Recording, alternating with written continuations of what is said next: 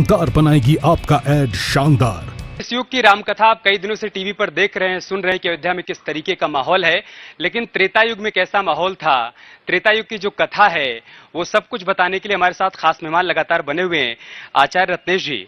मैं चाहूंगा कि इस वक्त जो न्यूज 18 के दर्शक आपको देख रहे हैं, सुन रहे हैं, आप उनको बताइए कि रामकथा का वो कौन सा हिस्सा है जिसको सुनाते ही सुनने वाले भाव विभोर हो जाते हैं, वो त्रेता युग में चले जाते हैं। जी जी बिल्कुल, निश्चित ही। और सच है कि त्रेता में हम लोग तो रहे होंगे, किस रूप में रहोगे हमें पता नहीं है, लेकिन आज जरूर वह संपूर्ण त्रेता का अवसर इस समय अयोध्या में उतर आया है। जैसे त्रेता में शास्त्रों में वर्णन आता है कि तीनों लोकों में उत्सव मनाया जा रहा था, तो हमें तो लग रहा है कि अयोध्या में वह तीनों लोक उतर आया है। और जैसा कि हम लोग पीछे देख रहे हैं, दीपोत्सव की बहुत जोरदार तैयारी चल रही है और रात में वह झिलमिलाते दीपक हम लोग देखेंगे भी। और यह भी एक आप सब लोग जान ही रहे हैं कि अयोध्या में जो दीपक जलाकर के रिकॉर्ड योगी जी ने बनाया था, वो दुनिया के लिए एक बहुत बड़ी बात थी। तो एक मैं दीपक की ही छोटी सी चर्चा आपके समक्ष करूं, क्योंकि दीपोत्सव आज हो भी रहा है और हमारे नन्हे से रामलला विराजमान होंगे यहाँ मंदिर में। रामलला का ही मंदिर बनने जा रहा है। तो हमारे राघव लला छोटे से हैं, 4 भाई हैं, श्री राम, श्री लक्ष्मण, श्री भरत और श्री शत्रुघ्न। वो चारों भैया को लेकर तीनों माताएं, महारानी कौशल्या, महारानी सुमित्रा और महारानी कैकेयी, इसी मां सरयू के तट पर आई हैं। और यह बहुत प्राचीन परंपरा रही है कि दीपदान सरयू जी में किया जाता है। ये हमारे यहाँ के भारतीय पद्धति में शास्त्रीय परंपरा रही है।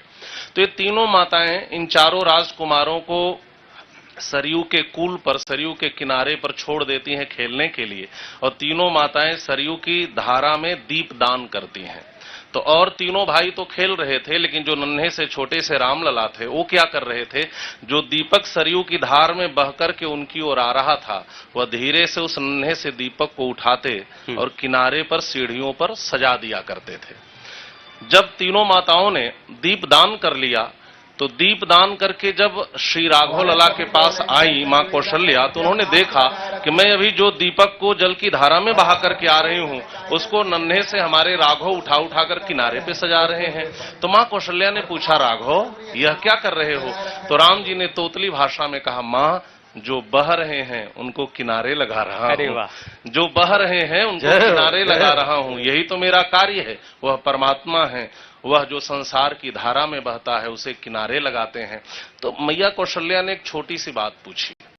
मैया कौशल्या ने कहा, राघव जो बीच धारा में दीपक बह रहे हैं उनको क्यों नहीं किनारे लगा रहे हो? तो नन्हे से राघव ने बड़ा सुंदर जवाब दिया। नन्हे से रामलला ने कहा, मैया जो बहते हुए मेरी ओर आते हैं मैं उनको किनारे लगाता हूं, और जो बह जाते हैं मेरा उनसे मतलब नहीं रहता। यह इसका तात्पर्य यह है, हम सभी संसार की नदी में बह रहे हैं। यदि हम संसार की धारा में बह जाएंगे तो राम जी हमसे मतलब नहीं रखेंगे, लेकिन हम संसार की धारा में बहते हुए यदि राम जी की ओर उन्मुख हो जाएंगे तो राम जी हमारे जीवन को भी किनारे लगा देंगे, अयोध्या के धरा पे हमें रख देंगे। और एक जीव के जीवन की यही सबसे बड़ी उपलब्धि मानी जाती है। बहुत खूब, बहुत खूब। मिथिला बिहारी दास जी, नन्हे से राम और क्या क्या किया करते थे?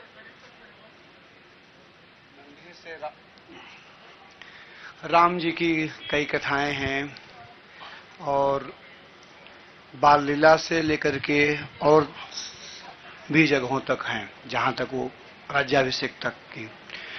तो भगवान में वात्सल्य, स्वामित्व, सौलभ्य, सर्वज्ञत्व, सर्वशक्तित्व, सकल कामत्व, सकल फल प्रदत्व, निर्वधिक दयानुकंपा, करुणा, सौंदर्य, माधुर्य इत्यादि अनंत गुण विशिष्ट हैं। भगवान हमारे श्री राम हैं। उनमें एक गुण है करुणा। तो करुणा का दर्शन करना हो तो आप दंडकारण्य में जब भगवान जा रहे हैं, सारे ऋषि महर्षि अगस्त जी के आश्रम से होकर के आगे निकलते हैं, तो सारे ऋषि महर्षि उस पंपा सरोवर के आसपास मां सबरी की ओर ध्यान आकर्षित करूंगा आपका, कि मां सबरी से थोड़ा सा जलन रखते हैं और पंपा सरोवर में उनको स्नान करने नहीं देते हैं। वो भक्ता अपराध के कारण पंपा सरोवर का जल मलिन हो गया, उसमें कीटाणु पड़ गए। ऋषि लोग आए, भगवान से कहे कि आप इसमें चरण रख देंगे तो इसके कीटाणु भी समाप्त हो जाएंगे, पाप मुक्त हो जाएगा, सरोवर अच्छा हो जाएगा, निर्मल हो जाएगा। भगवान ने जैसे अपने चरणों को सरोवर में रखे हैं, उसके कीटाणु भी मोटे हो गए और उसका प्रदूषण खत्म नहीं हुआ। भगवान ने, ऋषियों ने कहा ये तो और खराब हो गया। भगवान ने कहा कि देखिए, आप सब किसी भक्त का अपराध कर रहे हैं। यहाँ कोई सबरी नाम की रहती हैं, उनके पास मैं जाना चाहता हूं। आप लोगों ने सबरी का अपराध किया है, लगता है उसका अपमान किया है, क्योंकि वो नीच परिवार से, छोटे घर परिवार से हैं। तो आप लोग कहीं ना कहीं एक जातिवाद का वो फैला करके और उनसे आप सब अपना द्वेष ईर्ष्या रखते हैं। हमारे यहाँ भक्ति मार्ग में केवल प्रेम ही ग्रहण किया जाता है और सब इन सब बातों का कोई ध्यान नहीं देते। भक्त्या तुष्यति केवलम न च गुणैर भक्ति प्रियो माधव। भगवान को भक्ति प्रिय है, गुणों से कुछ लेना देना नहीं भगवान को। आप में प्रेम नहीं है तो लाख आप में गुण हो, इसको इग्नोर कर देंगे ठाकुर। तो भगवान ने कहा आप सबरी को बुलाइए। सबरी से वो लोग क्षमा मांगते हुए ले आए। सबरी को बुला करके जैसे सबरी ने पैर रखा है वो जल निर्मल हो गया। सबरी को कुछ भी पता नहीं है, वो तो भगवान की भक्ति में बस हे राम कब आप मेरे यहाँ आएंगे। तब सभी ऋषियों ने उनसे क्षमा मांगी है। तो भगवान ने क्या किया इसमें, उनकी करुणा कहाँ देखी, उन्होंने सबरी को बुलवाया और ऋषियों से भी आदर दिलाया। यह भगवान का काम है। जो भगवान से जुड़ता है उसको ऋषि महर्षि भी आदर देते हैं, संसार के सभी लोग आदर देते हैं। इसलिए भगवान की जो करुणा है उसको, करुणा निधान की करुणा हमेशा याद रखना चाहिए। और उन्हीं भगवान से हनुमान जी जुड़े जी। और आज अयोध्या में कहते हैं कि अगर आप प्रभु राम के दर्शन करना चाहते हैं तो उससे पहले बजरंगबली के दर्शन करिए। तो राम प्रवेश जी, मैं आपसे समझना चाहूंगा वो क्या कनेक्शन था, वो क्या बॉन्ड था, वो क्या रिश्ता था बजरंगबली का प्रभु राम के साथ? गोस्वामी तुलसीदास जी ने लिखा है कि राम दुआरे तुम रखवारे होत नया ज्ञा बिनु पैसारे। भगवान श्री राम हनुमान जी महाराज से उऋण नहीं हुए। जब मां सीता का पता लगा करके लौटे और समाचार सुनाया राघव को, राम जी के नेत्रों में अश्रु आ गए। राम जी बार बार पूछते हैं, हनुमान तुमने ये सब किया कैसे? लंका में इतने दुरांत रावण की लंका को जला दी, सीता का पता लगा, ये सब हुआ कैसे? हनुमान जी महाराज सर झुकाए बैठे। हम और आप छोटा सा कार्य करते, सीना चौड़ा कर देते, लेकिन हनुमान जी महाराज ऐसा नहीं करते। सर झुका करके कहते, शाखा मृग के बड़ी मनुष्य, शाखाते शाखा पर जाए। प्रभु मैंने कुछ नहीं किया, ये सब आपकी कृपा से। ये तो क्या कैसे हो गया मुझे खुद पता नहीं। उसी समय भगवान श्री राघवेंद्र सरकार ने हनुमान जी महाराज से कहा कि हे हनुमान, मैं कभी तेरे ऋण से उऋण नहीं हूंगा। और अंतिम एक प्रसंग आता है, बहुत प्यारा प्रसंग है। राघवेंद्र सरकार जब इस अयोध्या को छोड़ करके साकेत धाम जाने की तैयारी कर रहे थे, संत कहते कि राम जी ने घोषणा कर दी कि अमुक तिथि को अयोध्या को छोड़ करके जो भी मेरे साथ बैकुंठ चलना चाहते, साकेत धाम चलना चाहते हैं, वो मेरे साथ चल सकते हैं।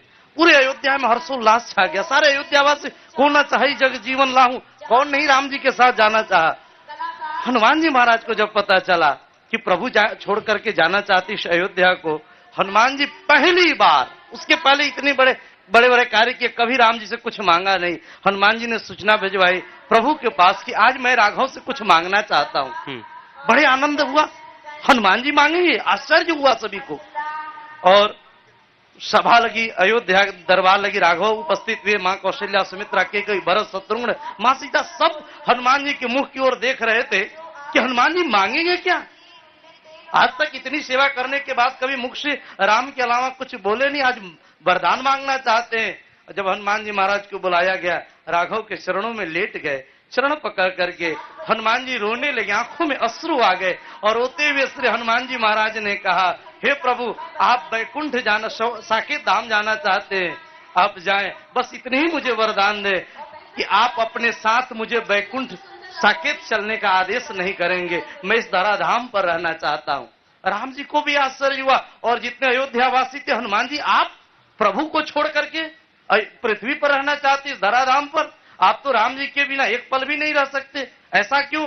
तब हनुमान जी महाराज ने कहा, साकेत में प्रभु का दर्शन तो होगा, लेकिन राम कथा, राघव का जो अति पावन चरित्र है वह सुनने को नहीं मिलेगी। इसलिए मैं इस अयोध्या में रहना चाहता हूं कि जहां कहीं भी विश्व में ब्रह्मांड में जहां कहीं भी राम कथा होगी, पहले श्रोता के रूप में मैं वहां उपस्थित हो जाऊंगा। बहुत सुंदर। इसीलिए आप देख लें, आज भी हनुमान जी महाराज पहले मुख्य दरवाजे पर हनुमानगढ़ी के रूप में, रामलला कनक भवन जाने से पहले हनुमान जी के पास जाया जाता है, हनुमान जी से आज्ञा ली जाती है, हनुमान जी की कृपा होती है, उसी को रामलला का दर्शन होता है। बहुत खूब, बहुत खूब। श्यामदास जी, ये तो तब का प्रसंग हुआ जब प्रभु राम वैकुंठ धाम जा रहे थे, लेकिन हम सभी लोग जानते हैं कि राम राम तब बने जब वो वनवास गए।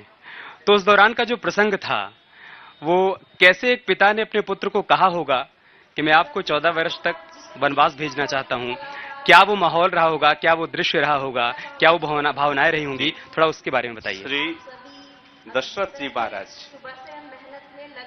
जब उनका मनोरथ सिद्ध न हो सका और श्री कैकेयी अम्बा उन्होंने प्रयास किया राम जी के वनवास जाने में। देखिए, जैसा लोग कई कथावाचक अलग तरीके से कहते हैं, अगर वाकई में राम बन न जाते तो राम राम न रहते। और आप देखिए, मैया कैकेयी ने, एक बार बचपन की बात है, राम जी के बचपन का चरित्र है कि जब प्रभु राम सबसे ज्यादा अगर किसी से प्रेम करते थे तो मैया कैकेयी से। कोई भी अगर राम लला जी का दर्शन करना चाहते हो तो अगर चाहते हैं तो सबको पता है कि राम लला कैकेयी मां के भवन में मिले, इतना प्यार। तो बचपन में एक बार मैया कैकेयी बड़ी प्रसन्न हुई। राघव ने कहा कि मां, आपसे हम कुछ वरदान चाहते हैं और आपको ये वरदान देना पड़ेगा। अब बालक के जिद बालहट, जानते ही हैं कि मां तो मां ही होती है, मां की करुणा, मां का ममत्व तो अद्भुत होता है।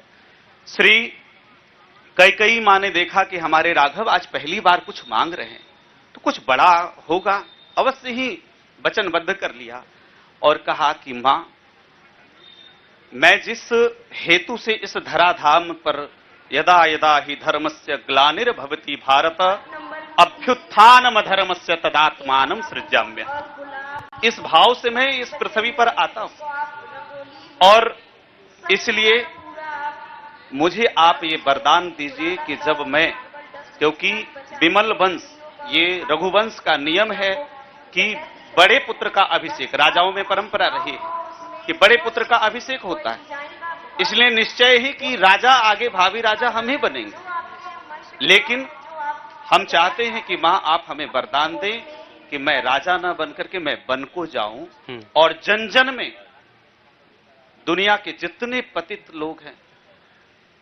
उनको मैं एक हक दिलाऊं, उर्दू की ओर ले जाऊं और आप वरदान दीजिए। मैया कैकेयी एकदम सन्न रह गई, क्योंकि इस वरदान के और भी परिणाम थे, कुछ अच्छे परिणाम थे तो कुछ और भी थे, और रामलला के इस आग्रह को टाल न सकी। और जब देखते हैं कि मैया कैकेयी हट कर लेती है, महाराज दशरथ पैर पकड़ लेते हैं, कहते हैं कि तुम कुछ भी करो लेकिन अगर राम वन को चले गए तो मेरे प्राण नहीं रहेंगे। लेकिन कैकेयी प्रतिज्ञा करती है, प्रात्र होत मुनि बेश धरी जौन राम बन जाए, मोर मरण राउर अजसन नृप समझिए मन माए। अगर महाराज राम वन को न गए तो मैं मर जाऊंगी और आपका अपजस होगा, ऐसा कहती है। और उसके बाद प्रसंग है, दशरथ जी ने अपने मुख से कभी भी राम जी से हम चाहेंगे आप इस प्रसंग को पूरा करें, हमें एक छोटा सा ब्रेक लेना होगा, ब्रेक की बाध्यता है, ब्रेक से लौटेंगे तो इस प्रसंग को आगे बढ़ाएंगे।